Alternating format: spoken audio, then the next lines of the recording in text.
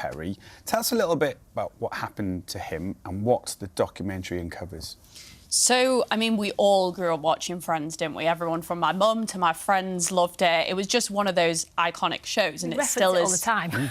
All the time. Still stood the test of time. So, Matthew Perry obviously was Chandler. The whole world knew him as that. And I feel like when he died at just 54 years old, it kind of felt personal, like people knew him and knew him personally. And I think when we started to understand the nature of how he died, I'd say at first people kind of thought that this was just a bit of a personal tragedy, that he had taken drugs in his home in this beautiful neighbourhood, which I go and visit in the documentary.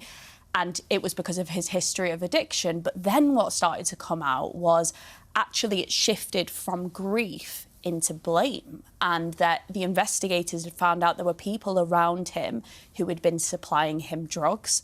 So 5 people have been charged in connection with Matthew Perry's death, and it's just been really interesting to understand. That's why I wanted to head over there to Hollywood to kind of piece together really like what was going on in his life in those weeks and months leading up to his death, who was around him, and also I was hearing all of these rumours about underground Hollywood drug networks.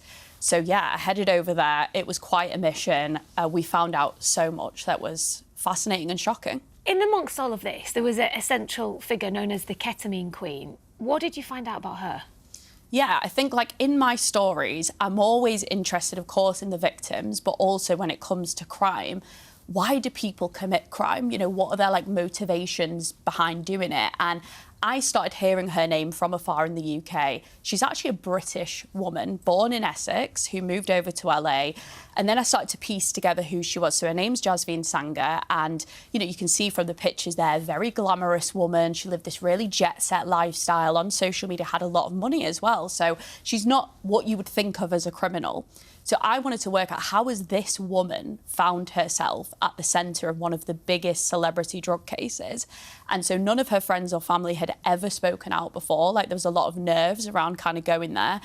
But 2 of her friends agreed to meet with me, and I learned a lot about, you know, she started out as a party girl, going in clubs, taking a lot of drugs, but she started to move up in the world, really, started to meet Hollywood celebrities and became a dealer to the stars, essentially. And even though her friends were very keen to defend her, obviously they're very loyal to her, they feel she's been a scapegoat in the case, and actually the responsibility is more on the doctors. Of course, I pushed back on that and said, the amount of drugs that they found in her home, which I go and visit, was she's a prolific drug dealer. The evidence really points that way. And she now faces up to 65 years in prison. So we'll find out in a few weeks, actually, what her sentence will be. Another thing you look at in the documentary is Matthew Perry's life before Friends, before he was famous. Why was that important to do? I think for me, I'm a people person at the end of the day, and I want to understand the people at the centre of these stories. And again, we felt like we knew him, didn't we, growing up watching him as Chandler. But I think for me, being a girl from South Manchester, going to Hollywood, we all grew up thinking that's the place to go to make it, right? If you want money, power and fame, doesn't get bigger than Los Angeles, does it, for that? And Matthew Perry, he had all of that stuff, yet it was, you know, his undoing in the end. That was actually a curse for him. And in the documentary, I think for me, it was so eye-opening, honestly, going to everything from a rehab which costs $80,000 a month, which, as you can imagine, only a certain type of high-end celeb or clientele can access that, to a rehab where they won't say no to you if you have no money at all. And you know what?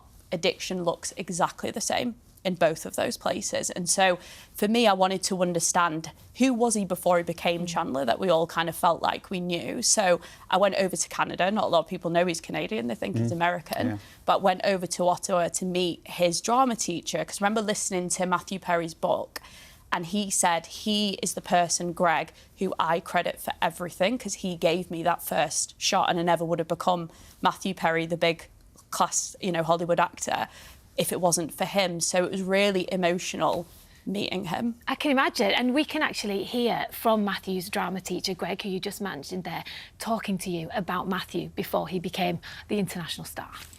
What was it like for you reading his book and seeing and understanding some of those things that he was? I didn't like it. Oh, OK. I found myself tearing up a little bit. Because to me, Matthew was a great kid. And I've got nothing to say that's not good about him. I believe that. When he was suffering, he could easily be exploited. No question about it. See the emotion in his eyes, can't you? It's an absolutely fascinating documentary. I mean, we just touched on it there. There's so much more to it. It raises questions about the role of the doctors and medical clinics too. You can watch the whole thing, Matthew Perry and the Ketamine Queen, on iPlayer now. Amber, thank you very much.